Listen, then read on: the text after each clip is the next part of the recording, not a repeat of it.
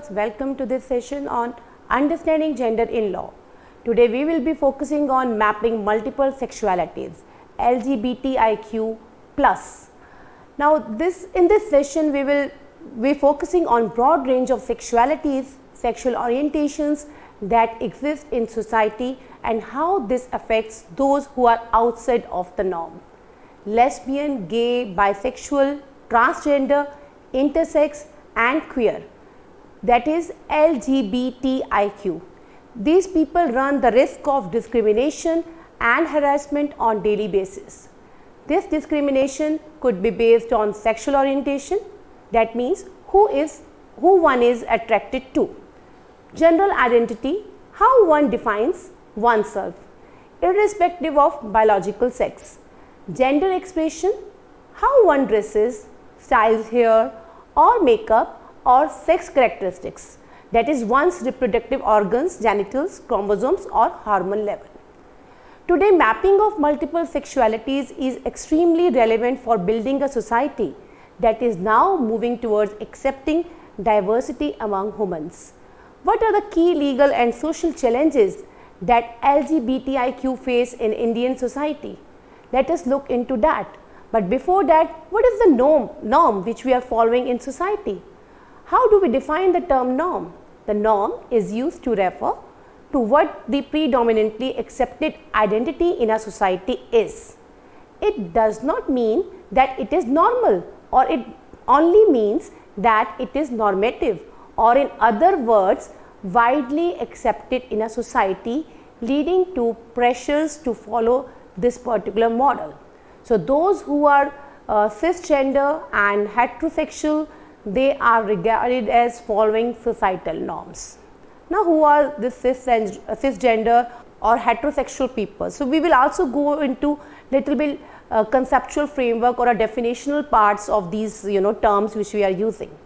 Now, cisgender are the people who are identified by a certain sex at birth and continue to identify with the same sex. For example, a child who is identified as a female at birth is raised as a girl and identified as a woman. But heterosexuals, people who are attracted to the gender that is opposite to their in the binary system.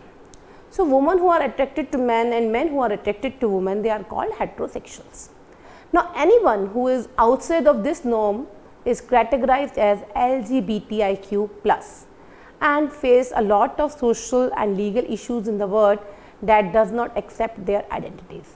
Therefore, the question of giving identities to the LGBTIQ is worldwide, it's raising so many debates and issues.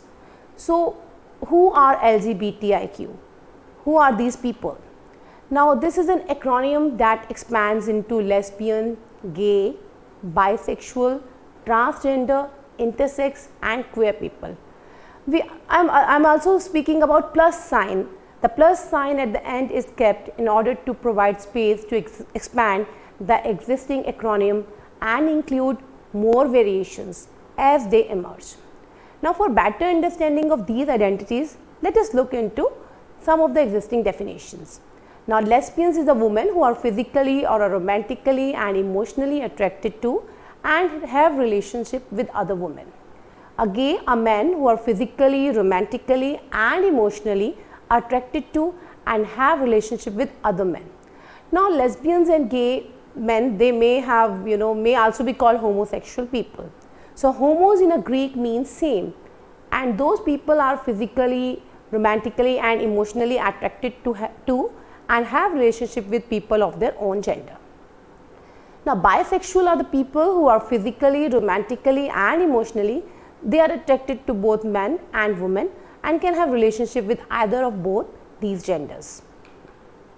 Now pansexual term is also used sometimes, the people who are physically, romantically and emotionally attracted to all genders.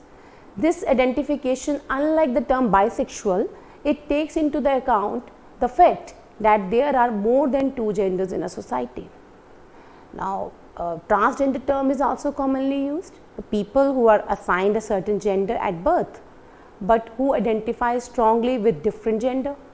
For example, a child who is identified as male at birth and raised as a boy, but asserts their gender as female may identify as a transgender woman. Alternatively, a child who is identified as a female at the birth and raised as a girl may assert their gender as male and identify as transgender men. Transgender people may identify as heterosexual. They could also be a lesbian or a gay or a queer depending on who they are attracted to. So in India, there are local terms of references for transgender people, especially transgender women and or third gender people, like sometimes the terms were used as like Hijras, Kinnars, Aravanis, Mangalmukhis, etc. So they were known by different names, but the people can also be categorized into non-binary people or a binary people. So what it means? So non-binary people, there are also people who feel they don't fit into just one gender, or who feel like they could have elements of masculine and feminine within them, who may identify themselves as a non-binary. The binary refers to the two prominent genders in society of male and female, while non-binary people identify as transgender. Not of all of them do. So the term is also used as a intersex. So usually the sex of people are decided by looking into their chromosomes, like XX for female and XY for males in the binary system, internal sex or organs, external sex organs and hormones. But sometimes people have a combination of these characteristics that does not fall neatly into the male or female binary, and they are referred to as people with intersex variations. Now these might show up at the birth or sometimes at puberty, and many people who have intersex variations may they live their entire lives not being aware of the fact. So intersex people may identify as heterosexual or lesbian, gay or a queer depending upon who they are attracted to. Now queer, this is the term which is used as a self-identification term by all those listed above, like we have discussed LGBTI, who believe that they are outside the cisgender heterosexual norms. The word was historically used as a term of insult against those who were different to the norms in terms of sexuality, but it has been reclaimed as a term of pride by some of the sections of LGBTQI communities. So far we have seen the definitional aspect of the terms lesbian, gay or a queer or intersex, binary and non-binary people, but they are facing so many social issues in the society, not only in India but worldwide. So some of the major issues which is faced by LGBTQI people are like homophobia, transphobia. Now what is homophobia or a transphobia? Now homophobia is the intolerance or a bias towards those who are homosexual or queer. Similarly, the transphobia, intolerance or bias towards those who are transgender. Now these attitudes towards these outside the norm have a real impact on them because they translate into socially discriminative behaviors and practices. Now some of the factors that may reinforce homophobia on a larger scale are moral, religious and political beliefs of a dominant group. Now discrimination comes in many forms, from name calling and bullying to being denied a job or appropriate health care. The range of unequal treatment faced in extensive and damaging and can also be a life-threatening issues for them. Now these prejudices and misconceptions about homosexuality and transgender people usually stem from fear, ignorance, religious dogma, which further fuel the intolerant attitudes and behaviors towards this community. Anyone who is outside the cisgender heterosexual model is treated as different and face so many social challenges.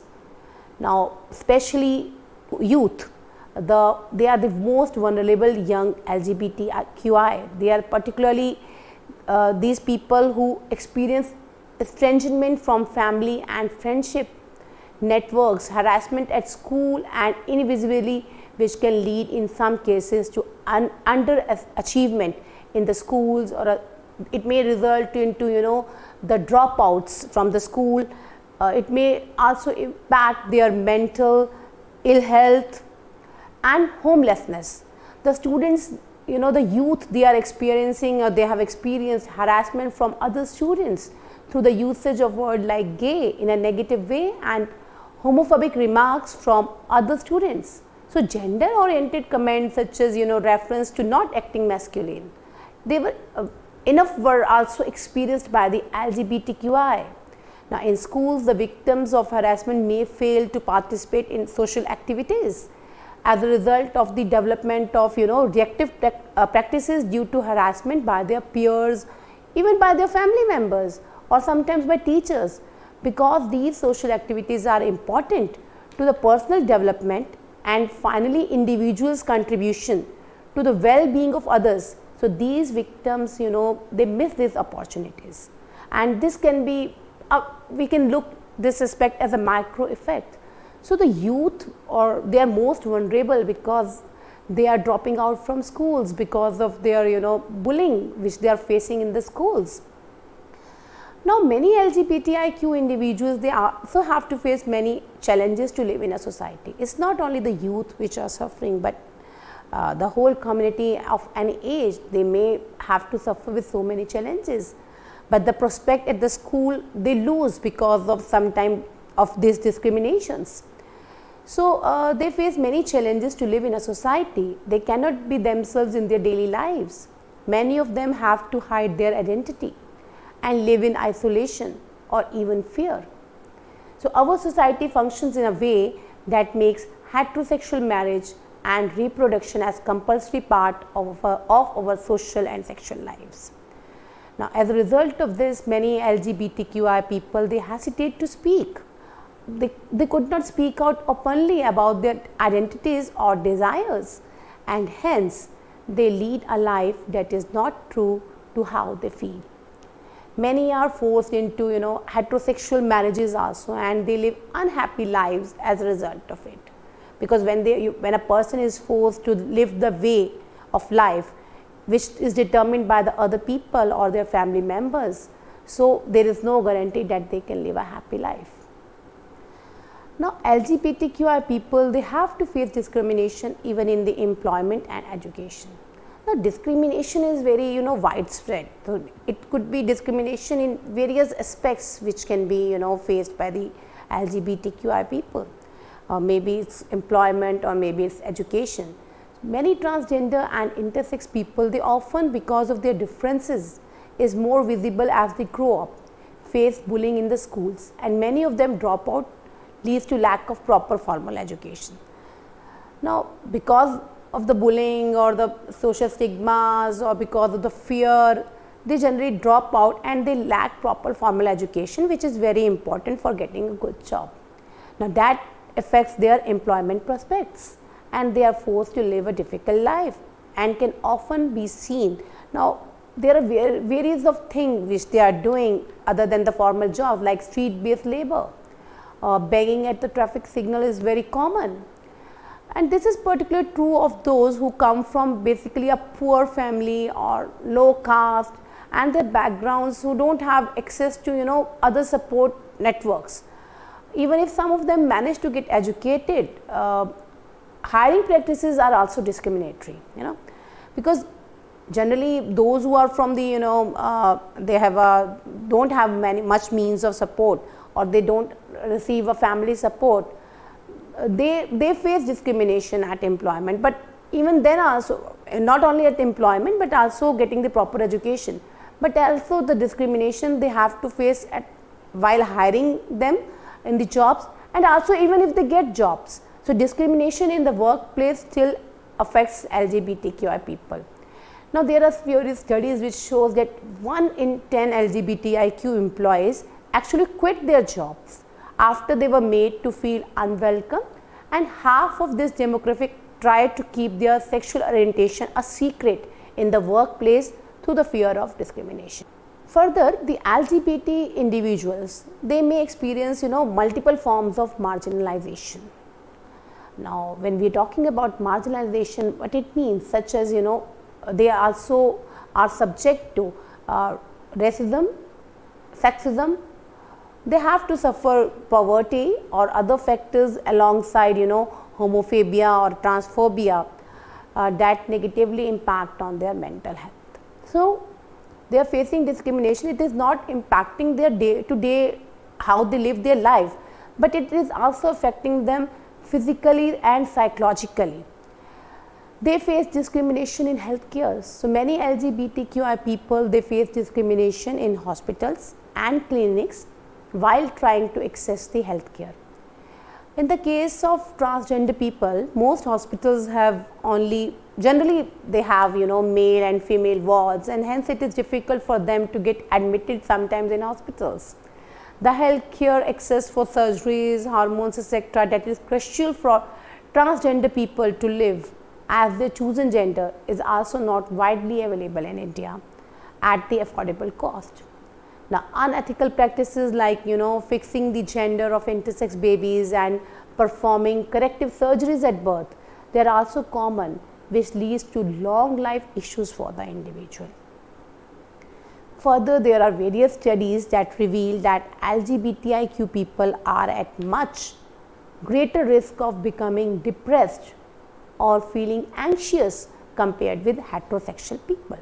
That is naturally because the people who fall under the domain, under the norm of the society that they are heterosexual, they will not face such type of bullying or anxiousness as compared to the those who are LGBTQI. Additionally, drug abuse, self-harm and thoughts of suicide can affect LGBTIQ people. Mental disorders are not symptoms of a sexual orientation, but rather they are symptoms of discrimination and fear of discrimination.